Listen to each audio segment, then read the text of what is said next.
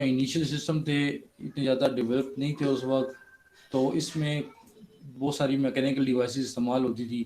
दूसरा, यूज़र इन सिस्टम को directly access नहीं कर सकता था, बल्कि यूज़र ऑपरेटर एक होता था, वो इस सिस्टम को इस्तेमाल करता था और यूज़र ऑपरेटर को अपना टास्क देता था, वो इसको करके रिजल्ट उसको वापस दे देता था। अच्छा, इसके अंदर ये किया जाता था क्योंकि इसमें प्रोग्राम्स को लोड करना अनलोड करना बहुत टाइम लगता था, तो सिमिलर प्रोग्राम्स को इकट्ठा करके उनको एक बैच में रन किया जाता था। तो उस तरह से वो ज़्यादा एफिशिएंटली वो रन हो जाते थे हमारे पास। अच्छा, इसी तरह से ऑटोमेटिक जॉब सीक्वेंसिंग मतलब एक प्रोग्राम से दूसरे प्रोग्राम में जो हमारे पास ट्रांसफ़र ऑटोमेटिकली होता था। इसमें एक रेजिडेंट मॉनिटर एक प्रोग्राम था जो कि इनिशियली कंट्रोल होता था, उसके बाद वो जो टास्क या जॉब स्टार्ट होती थी उसके पास कंट्रोल चला जाता था, और फिर जो है उसके कंप्लीट होने के बाद दोबारा रेजिडेंट मॉनिटर के पास कंट्रोल आ जाता था। मैं थोड़ा सा इसलिए स्पीडी जा रहा हूँ, ये मैं पिछले लेक्चर को रिवाइज कर रहा हूँ, ठीक है। अच्छा,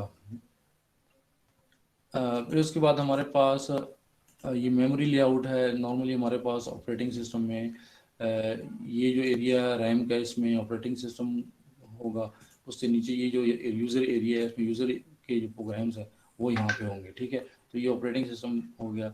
अच्छा जी, तो ये मेमोरी लेआउट हो गया जनरल सिस्टम का। मल्टी प्रोग्राम सिस्टम पे हमने बात की थी कि मल्टी प्रोग्राम सिस्टम जो है उसका ऑब्जेक्टिव ये होता है कि सीपीयू यूटिलाइजेशन को मैक्सिमाइज किया जाए, ठीक है। इस वजह से क्या किया जाता है कि एक वक्त में एक से ज़्यादा प्रोग्राम्स को रैम में लोड किया जाता है और उनको फिर प्रोसेसर जो है उनके साथ शेयर किया जाता है, जिसकी वजह से वो जो है एक ही टाइम पे मल्टीपल प्रोग्राम रन हो सकते हैं और प्रोसेसर की यूटिलाइजेशन जो है वो ज़्यादा हो जाती है, ठीक है। जैसे हमने एग्जांपल ली थी कि हमारे पास दो प्रोसेसेस हैं, इन दो प्रोसेसेस को अगर एक ही पहले एक को रन किया जाए, प्रोसेस वन को रन किया जाए पहले, ठीक है, और उसके बाद पहले प्रोसेस वन को रन किया जाए तो इसको 5 सेकंड की ज़रूरत है, ठीक है, और फिर सर उसके बाद स्क्रीन सेकंड शेयर करें प्रोसेस। सर। अच्छा, इसमें यस सर। P1 जो है एग्जांपल यहाँ पे मैं दे रहा हूँ कि मल्टी प्रोग्राम सिस्टम में मल्टीपल प्रोग्राम्स रन होते हैं एक वक्त में, जिससे सीपीयू की यूटिलाइजेशन अच्छी हो जाती है, प्रोसेसर ज़्यादा अच्छी तरह से इस्तेमाल होता है, ठीक है। तो इसमें अगर एक एग्जांपल है हमारे पास कि अगर हम इस तरह से करें कि दो प्रोसेसेस हैं, तो इसमें हम प्रोसेस वन को P1 को अगर पहले रन करें, ठीक है, तो 5 सेकंड इसको चाहिए, और फिर इसके बाद प्रोसेस P2 को रन करें, तो प्रोसेस P2 जो है उसको जब हम रन करेंगे तो 5 सेकंड इसको चाहिए, टोटली 10 सेकंड चाहिए होंगे। अगर इसको हम एक शेयर करें प्रोसेसर दोनों, जब ये दोनों प्रोसेसर को शेयर करेंगे तो ये तकरीबन 6 सेकंड जो है ये लेंगे। इसकी एक्सप्लेनेशन कैसे ये 6 सेकंड लेंगे ये प्रीवियस लेक्चर में अपलोड कर लूँगा, ठीक है, तो उसमें आपको इसकी एक्सप्लेनेशन मिल जाएगी, ठीक है। अच्छा, ऑपरेटिंग सिस्टम ऐसा ऑपरेटिंग सिस्टम जो कि ये फैसिलिटी देता है कि मल्टीपल प्रोग्राम्स जो हैं वो चल सकें, ठीक है, तो मल्टी प्रोग्राम सिस्टम होता है, तो उसमें उसको एक फैसिलिटी ये देनी होती है कि प्रोग्राम जो हैं वो इनपुट आउटपुट डिवाइसेस को ऐसे एक्सेस करें कि उनको उनके लिए वेट ना करना पड़े। तो हर एक डिवाइस जो है उसके साथ क्यू होता है, जिसमें जो हमारे पास जो मल्टी प्रोग्राम सिस्टम है उसके अंदर हमारे पास जो फीचर्स प्रोवाइड किए जाते हैं उसमें एक फीचर है, अपने माइक ज़रा म्यूट कर दें, माइक म्यूट कर दें अपने, जब बात करनी हो तो फिर कर लें, माइक अपने म्यूट कर दें। अच्छा, तो हमारे पास एक जो फैसिलिटी प्रोवाइड करता है ऑपरेटिंग सिस्टम वो है स्पूलिंग की फैसिलिटी ये है कि इस पहले हमारे पास जब इस तरह से होता था कि कोई प्रोसेस डिवाइस को एक्सेस करता था तो उस पर डेटा राइट करके फिर उसके बाद वो आगे प्रोग्राम एग्जीक्यूट होता था। लेकिन क्योंकि हमारे पास मल्टीपल प्रोसेस रन हो रहे हैं तो बहुत सारे प्रोसेसेस जो हैं वो डिवाइसेस को एक डिवाइस को एक्सेस कर रहे हैं। फॉर एग्जांपल एक हार्ड डिस्क के 3-4 प्रोसेसेस उसको एक्सेस कर रहे हैं, तो उनको वेट करना पड़ेगा। तो उसका सोल्यूशन ये निकला कि भाई हर डिवाइस का अपना एक क्यू बफर होगी, उसमें हर प्रोसेस डेटा राइट कर देगा और अपना काम कर देगा, फिर वो बाद में जब वो डिवाइस अवेलेबल होगी तो वो जो क्यू में जो प्रोसेस की जो डाटा रीड या राइट होगा वो होता रहेगा, ठीक है। तो इस वजह से ये फ़ायदा हुआ कि प्रोसेस को एक तो रुकना नहीं पड़ेगा, किसी डिवाइस के लिए वेट नहीं करना पड़ेगा, और इस तरह से उसकी एफिशिएंसी अच्छी होगी। दूसरा, मेमोरी मैनेजमेंट का इशू आ जाता है मल्टीपल प्रोसेसेस में कि जब आपके पास मल्टीपल प्रोसेस रन होंगे तो एक रैम के अंदर मल्टीपल प्रोसेस को स्पेस एलोकेट करनी पड़ेगी, वो एक दूसरे की स्पेस पर राइट ना कर दें, ये सारा इशू ये भी उसमें आ जाता है। और इसी तरह से हमारे पास सीपीयू शेड्यूलिंग के हमारे पास जो प्रोसेस होंगे उनको हर एक प्रोसेस को सीपीयू का टाइम भी एलोकेट करना पड़ेगा, ठीक है। तो ये भी इसमें आ जाते हैं जब एक वक्त में ऐसा ऑपरेटिंग सिस्टम जो कि मल्टीपल प्रोग्राम्स को रन करता है एक टाइम पे, तो उसमें सीपीयू को भी शेयर करना है, तो इसको सीपीयू शेड्यूलिंग जो है वो कहा जाता है। अच्छा, जब आपको स्क्रीन नज़र ना आए ना मुझे बताओ, क्योंकि यहाँ ज़रा गूगल मीट में मसला है, तो मुझे यहाँ कोई नोटिफिकेशन नहीं आता और वो शेयरिंग ख़त्म हो जाती है, ठीक है। अच्छा, टाइम शेयरिंग सिस्टम है हमारे पास। टाइम शेयरिंग सिस्टम हमारे पास ये कॉन्सेप्ट बेसिकली उस वक्त से आया कि जब शुरू में हमारे पास मेन फ्रेम सिस्टम होते थे, तो उसमें पूरी ऑर्गेनाइजेशन में एक सिस्टम होता था और वो सारे डमी टर्मिनल जो है वो उस मेन फ्रेम के साथ कनेक्टेड होते थे। तो क्या होता था कि उस मेन फ्रेम सिस्टम का टाइम शेयर होता था, जो प्रोसेसर होता था उसका टाइम शेयर होता था तमाम डमी टर्मिनल्स के साथ। तो वहाँ से एक कॉन्सेप्ट आया, अभी भी ये चल रहा है, मतलब अभी टाइम शेयरिंग सर ये डमी एक ही मोबाइल जो सिस्टम लगे में होते हैं, जी डमी ये डमी टर्मिनल्स मोबाइल, होते थे। जी जी, वो भी टाइम शेयरिंग जी, सिस्टम है? डमी मोबाइल ये कहाँ इस्तेमाल होते हैं, ये आप कहाँ, ये तो मैंने वो नहीं सुना पहले। डमी जी, डमी मोबाइल कहाँ इस्तेमाल, इस्तेमाल। सर वो शो के लिए आपको दिखाई जाते हैं दुकान में जब जाते हो, उसमें भी प्लग लगा हाँ, होता है। ये ठीक है, वो डमी, उसको डमी मोबाइल इसलिए कहते हैं कि वो उसके अंदर कुछ होता नहीं है ना, वो बस सिर्फ शक्ल होती है। तो हम जी डमी जी। टर्मिनल जो कह रहे हैं, ये डमी टर्मिनल में प्रोसेसर नहीं होता था, इसके अंदर इतनी कैपेबिलिटी होती होती थी कि ये यूजर से इनपुट लेके मेन सिस्टम को सेंड करे, वो प्रोसेस करके वापस जो है स्क्रीन पे इसको रिजल्ट। तो ये जो डमी टर्मिनल्स होते थे ये सिर्फ इनपुट लेते थे और आउटपुट शो करते थे। एक मॉनिटर होता था, उसके साथ कीबोर्ड लगा होता था, ठीक है। Yes sir. और उसके अंदर प्रोसेसर और इस तरह और इतनी ज़्यादा कैपेबिलिटी उसकी नहीं होती थी। तो प्रोसेसिंग जो है सेंट्रलाइज सिस्टम में होती थी, क्योंकि उस वक्त हमारे पास मेन फ्रेम सिस्टम होते थे, वो बड़े एक्सपेंसिव थे, मतलब पर्सनल कंप्यूटिंग का कॉन्सेप्ट नहीं था उस वक्त, ठीक है। ओके अच्छा, सर, यस। तो अच्छा, इसमें फिर जब हमारे पास टाइम शेयरिंग सिस्टम के अंदर ये भी था कि बहुत सारे प्रोसेस रन होते थे या मल्टीपल यूज़र एक्सेस करते, तो हर उसमें हार्ड डिस्क के अंदर जो है कुछ प्रोसेस को इन और आउट भी करना पड़ता था, ठीक है। स्वाइप इन और स्वाइप आउट, या डिस्क हार्ड डिस्क से रैम में उसको लेके आना प्रोसेस को, फिर रैम से हार्ड डिस्क में। ये क्यों, क्योंकि मल्टीपल प्रोसेस जब रन होते हैं तो रैम में स्पेस ऑटोमेटिकली वो उसमें इशू आएगा, रैम की स्पेस लिमिटेड होती है। वो किसी एक प्रोग्राम को रन करना है जिसकी जगह नहीं है, तो ऑलरेडी जो इन प्रोसेस हैं जो रैम में है उनको डिस्क पे लेके आया जाएगा, फिर जिस तरह वर्चुअल मेमोरी के अंदर ये होता है। अच्छा जी, ऑनलाइन सिस्टम, फाइल सिस्टम जो है उनको अवेलेबल टाइम शेयरिंग सिस्टम में होता है कि यूज़र जो है अपने फाइल सिस्टम को एक्सेस कर सकें। अच्छा जी, रियल टाइम सिस्टम हमारे पास वो सिस्टम होते हैं कि जो यूज़र उसको यूज़र जो है उसकी नीड एक फिक्स टाइम कॉन्स्टेंट पे होती है। ये ऐसी डिवाइसेस में इस्तेमाल होते हैं कि जहाँ पे उन डिवाइसेस ने एक फिक्स टाइम फ्रेम में जो है अपना रिजल्ट देना होता है, वो अपने ऑपरेशंस को परफॉर्म करना होता है। अक्सर ये हमारे पास कोई साइंटिफिक एक्सपेरिमेंट्स होती हैं तो वहाँ पे ये इस्तेमाल होते हैं एज ए कंट्रोल डिवाइस, ठीक है।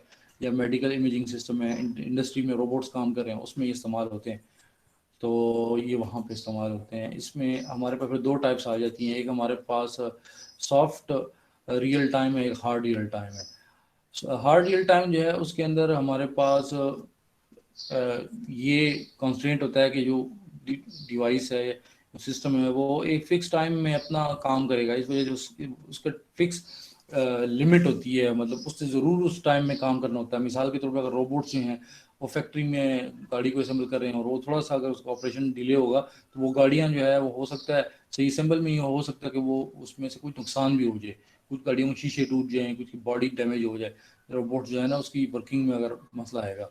इसी तरह से कोई साइंटिफिक एक्सपेरिमेंट चल रहे हैं या कोई एटॉमिक एनर्जी, ये जो हैं एक्सपेरिमेंट्स हैं इसके न्यूक्लियर जो प्लांट्स हैं वहाँ पे कुछ प्रोसेस चल रहे हैं, तो अगर वो वहाँ पे कोई थोड़ा सा भी डिले आ जाए तो फिर मसला बन सकता है। तो इस वजह से इस किस्म के सिस्टम में अक्सर हार्ड डिस्क वगैरह नहीं इस्तेमाल होती, रैम का यूज़ किया जाता है कि जो ऑपरेशन हैं वो अच्छी तरह से हो। इस तरह से वर्चुअल मेमोरी भी वहाँ में नहीं इस्तेमाल की जा सकती, क्योंकि वहाँ पे टाइम कंस्ट्रेंट होते हैं और कोड को कोशिश की जाती है कि जितना अच्छा एफिशिएंट हो।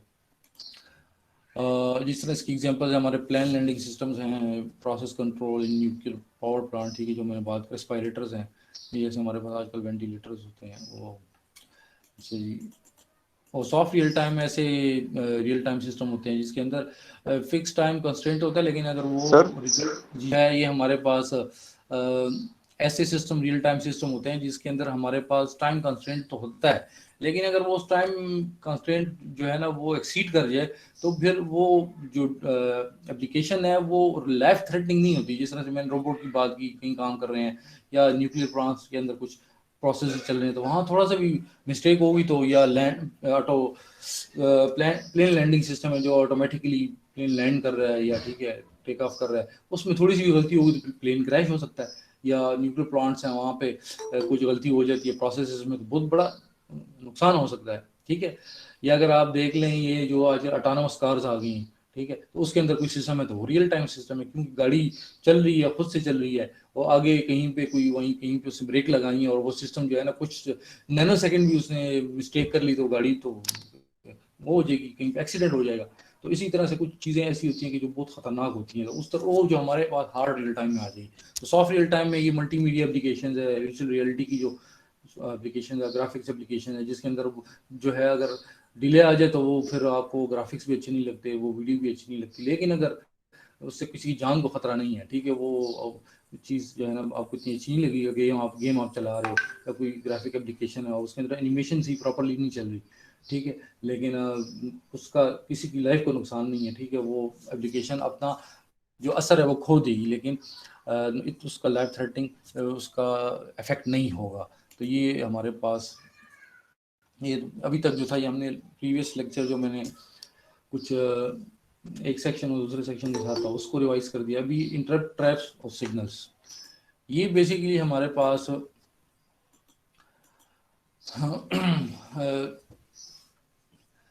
जब भी कंप्यूटर सिस्टम के अंदर कोई हार्डवेयर जो है या कोई सॉफ्टवेयर कोई भी इवेंट अगर होता है तो वो एक या तो इंटरप्ट या कोई एक आप कह लें कि खास किस्म का सिग्नल जनरेट करते हैं। उसका मकसद होता है कि प्रोसेसर जो है उसको इन्फॉर्म करना होता है। जिस तरह से अगर कोई इनपुट डिवाइस है उस पर डेटा आ गया, अब वो इनपुट डिवाइस से डेटा रीड करने के लिए प्रोसेसर को इंटरप्ट किया जाएगा कि उस प्रोसेस को छोड़ के जो इस डिवाइस से डेटा रीड करेगा उस प्रोसेस को रन करें, क्योंकि प्रोसेसर नॉर्मली एक होगा, दो होंगे, ठीक है, लेकिन प्रोग्राम्स हमारे पास बहुत सारे होंगे, डिवाइसेस बहुत सारी हैं।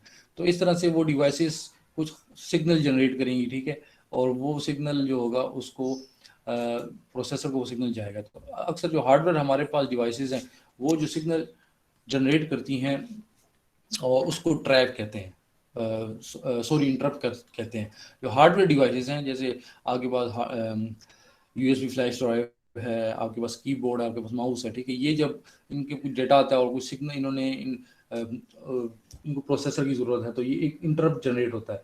वो इंटरप्ट जो है बेसिकली प्रोसेसर को एक सिग्नल होता है, ठीक है।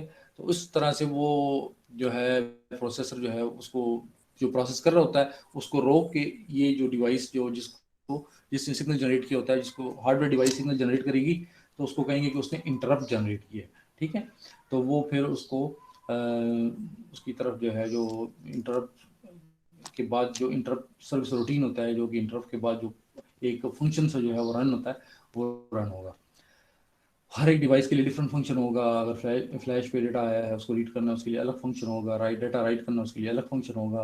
अगर हार्ड डिस्क है उस वो है या कीबोर्ड है, कोई भी डिवाइस है, वो उसने इंटरप्ट जनरेट किया तो उसके लिए अलग इंटरप्ट सर्विस रूटीन होंगे। सॉफ्टवेयर भी जो है वो भी कुछ सिग्नल जनरेट कर सकते हैं या उसको वो भी इंटरप्ट जनरेट कर सकते हैं। उसको सिस्टम कॉल के ज़रिए से जब कोई सॉफ्टवेयर जो है वो कोई सिग्नल जनरेट करता है, वो चाहता है कि प्रोसेसर जो है उसकी तरफ मुतवज्जो हो जाए, तो उसके लिए भी वो भी इंटरप्ट जनरेट करता है। अक्सर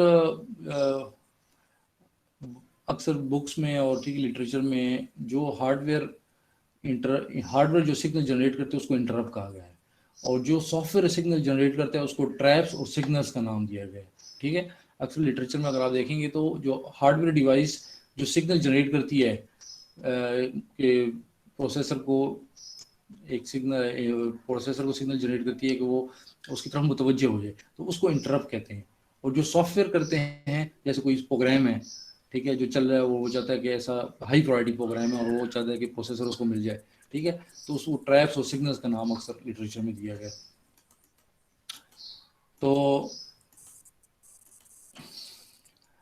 जैसे मैंने बात की कि प्रोसेस जो सिग्नल जनरेट करता है उसको अक्सर ट्रैप का नाम दिया जाता है। जो प्रोसेस है, कोई प्रोसेस चल रहा है और वो कोई सिग्नल जनरेट करता है, जिस तरह एग्जांपल है हमारे पास एक प्रोसेस जो है वो डिवाइड बाई ज़ीरो कर देता है, तो उससे एक ट्रैप जनरेट होगा और उसको हैंडल किया जाएगा, क्योंकि डिवाइड बाई ज़ीरो जो है ये तो अलाउड ही नहीं है, ठीक है, तो ये एक्सेप्शन होगी। तो इस तरह के जो सिग्नल जनरेट करता है आपका प्रोसेस, उसको ट्रैप का नाम दिया जाता है। अच्छा, इसी तरह से यूज़र प्रोसेस जो है वो एक सिग्नल भी जनरेट कर सकता है किसी दूसरे प्रोसेस को इंटरप्ट करने के लिए। ट्रैप उसको अक्सर सिग्नल कहा जाता है। जैसे हम कंट्रोल सी करते हैं, तो कंट्रोल सी जो है एक प्रोसेस को सिग्नल जाता है, उसको भी अक्सर बाज़ जगहों पे उसको ट्रैप कहा गया, बाज़ जगहों पे उसको सिग्नल कहा गया। जब आप कंट्रोल सी करते हैं, ठीक है, या कंट्रोल और इस तरह के सिग्नल्स है जिसे आप कमांड लाइन पे अप्लाई करें तो उस प्रोसेस को सिग्नल चला जाता है, ठीक है।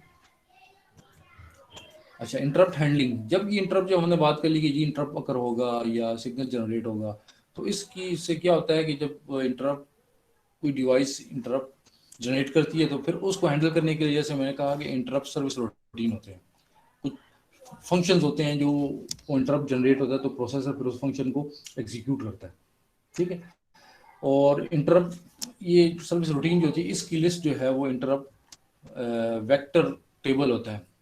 इसके अंदर वो सारी लिस्ट पड़ी होती है कि कौन सा इंटरप्ट, हर एक इंटरप्ट का अपना नंबर होगा, एड्रेस होगा, और वो उस टेबल में जाके देखा जाएगा कि ये for example hard disk device ने या फ्लैश ने ये इंटरप्ट जनरेट किया, उसके जो स्पेसिफिक आईडी होगी उसके लिहाज से जो है वो उसको, जो स्पेसिफिक इंटरप्ट सर्विस रूटीन होगा उसको एग्जीक्यूट किया जाएगा। मिसाल के तौर पे एक इंटरप्ट डिवाइस ने जनरेट किया, उसको देखा जाएगा उसके उस एड्रेस के मुताबिक जाके कि वो जब चेक किया जाएगा, for example USB flash drive ने जनरेट किया, तो वो जो उसको रीड करने के लिए जो सर्विस रूटीन डिफाइन है डाटा को, वो रन हो जाएगा, ठीक है। तो इस तरह से इंटरप्ट हैंडलिंग होगी।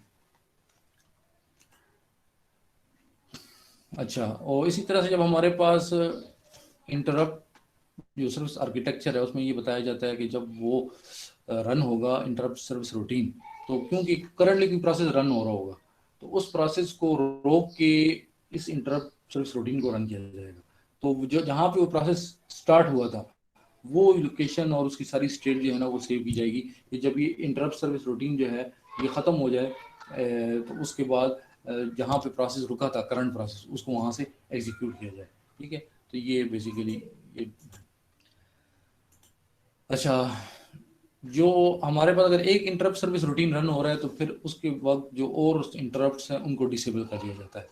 उनको इससे डिसेबल कर दिया जाता है कि जब एक इंटरप्ट सर्विस रूटीन रन हो रहा है तो वो जब ख़त्म हो जाएगा तो फिर जो है दूसरे को टाइम दिया जा सकता है, क्योंकि एक वक्त में एक ही प्रोसेसर जो है, फॉर एग्जांपल एक प्रोसेसर है और वो एक ही इंटरप्ट सर्विस रूटीन को रन कर सकता है, तो फिर हम उसमें एक वक्त में एक इंटरप्ट सर्विस रूटीन को रन होने की इजाज़त दी जाएगी और बाकी को डिसेबल किया जाएगा।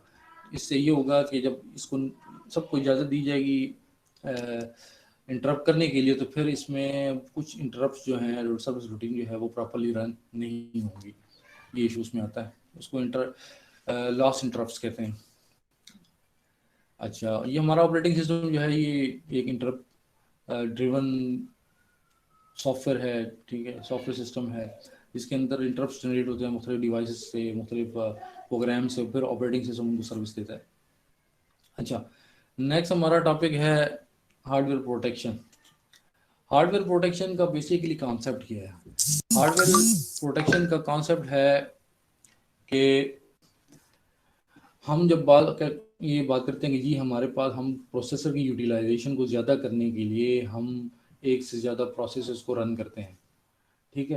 तो एक से ज़्यादा प्रोसेसर्स को जब हम रन करते हैं तो फिर एक से ज़्यादा प्रोसेसर्स रैम को एक्सेस करेंगे, एक से ज़्यादा प्रोसेसर्स जो है वो हार्ड डिस्क को एक्सेस करेंगे, प्रोसेसर को एक्सेस करेंगे। तो उसमें ये पॉसिबिलिटी हो सकती है कि एक प्रोसेस जो है, फॉर एग्जांपल हमारे पास रैम है और रैम के अंदर, ये हमारे पास रैम है और रैम के अंदर हमारे पास मल्टीपल प्रोसेसेस लोडेड है, ठीक है।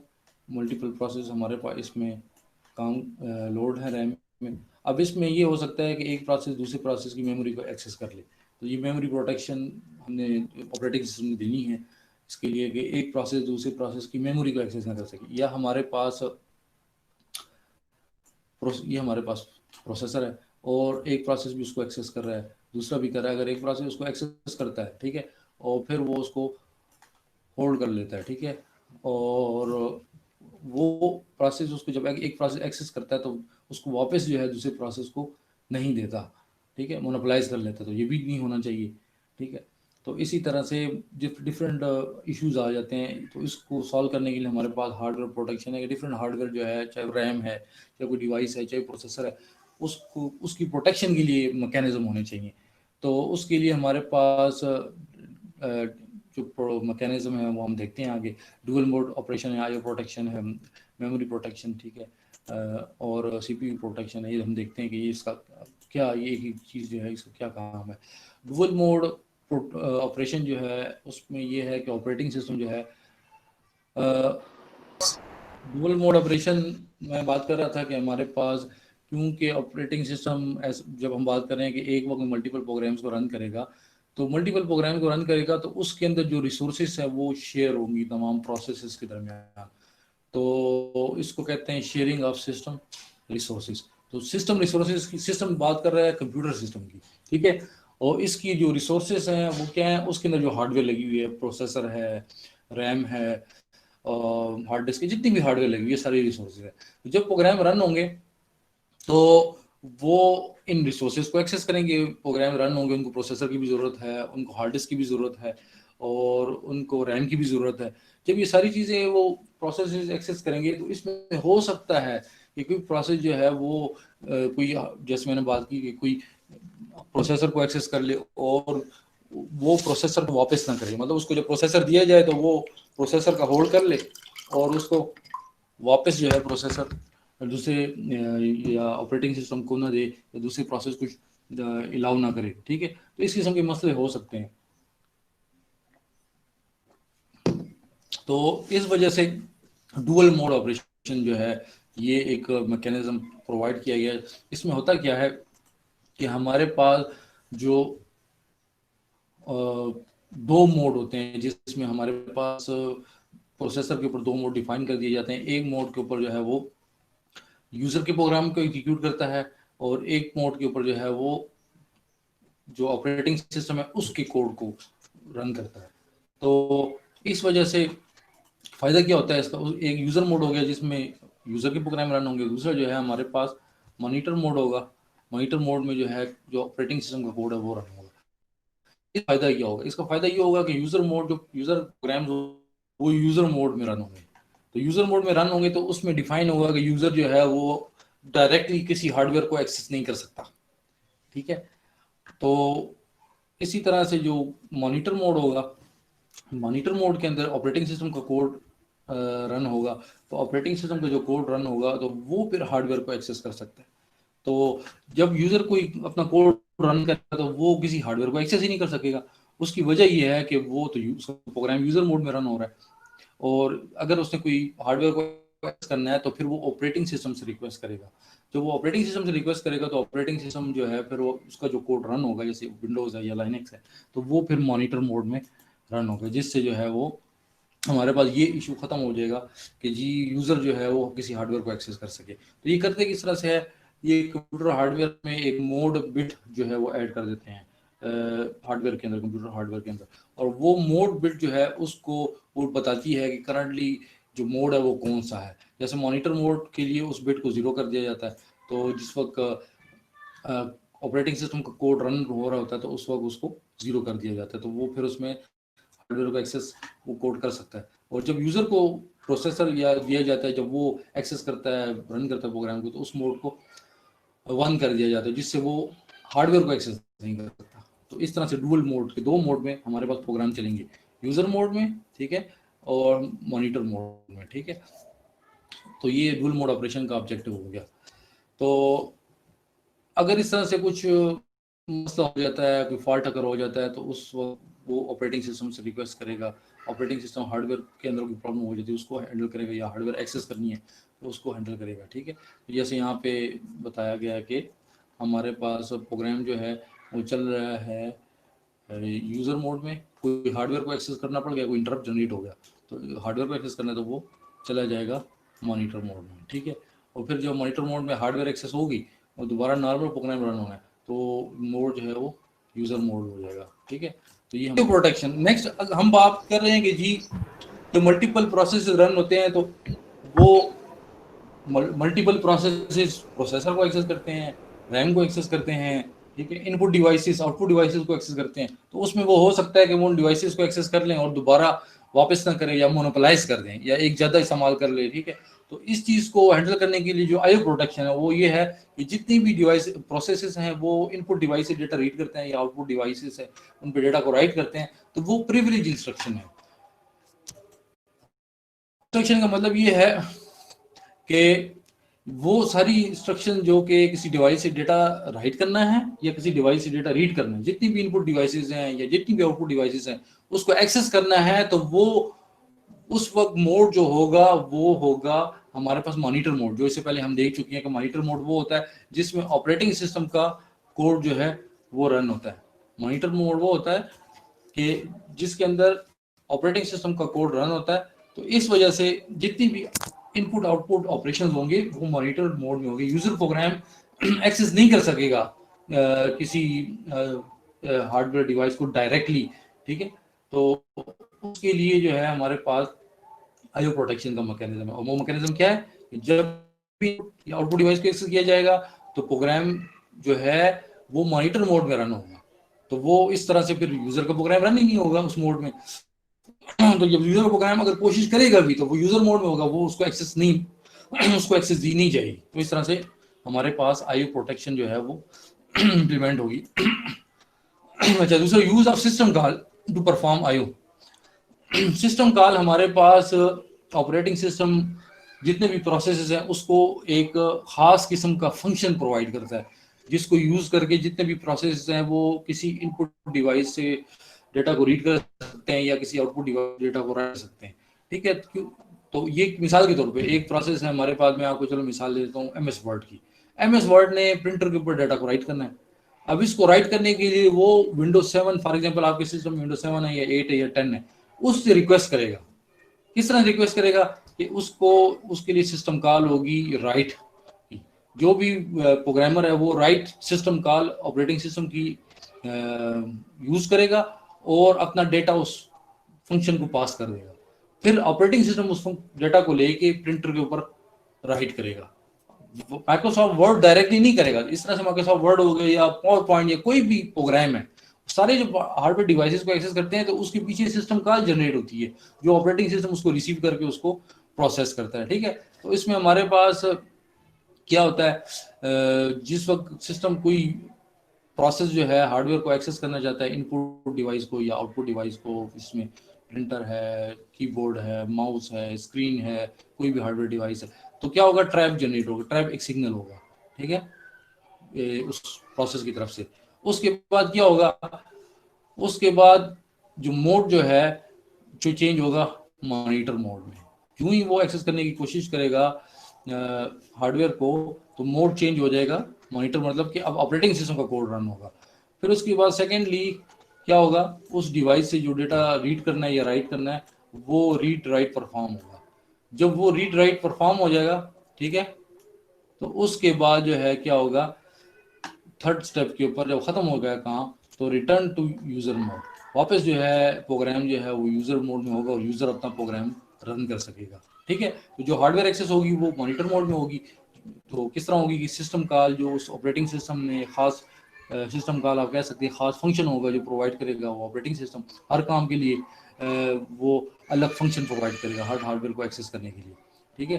तो इस तरह से वो परफॉर्म करके आईओ थर्ड स्टेप में वो दोबारा से यूजर मोड में आ जाए। तो इस तरह से हमारे पास आईओ प्रोटेक्शन आपने देखा कि होगी कि कोई आईओ डिवाइस एक्सेस करनी है किसी प्रोसेस ने तो वो ट्रैप जनरेट होगा, जो मोड है वो चेंज हो जाएगा मॉनिटर मोड में। मॉनिटर मोड का मतलब कि ऑपरेटिंग सिस्टम एक्सेस करेगा हार्डवेयर को, उसको एक्सेस करके डेटा रीड करके वापस प्रोग्राम को दे देगा और वो प्रोग्राम फिर अपना कोड आगे रन करेगा। तो ये हमारे पास है सिस्टम कॉल। इसको सिस्टम कॉल को आगे भी हमने डिटेल में फिर देखना है डिफरेंट किस्म। फिर मेमोरी प्रोटेक्शन, जब हमने बात की कि हमारे पास रैम है और हमारे पास ऐसी इन्वायरमेंट है कि एक वक्त में एक से ज़्यादा प्रोसेस रन हो रहे हैं। एक प्रोसेस है, दूसरा प्रोसेस है, ठीक है। अब ये दो प्रोसेस रन हो रहे हैं।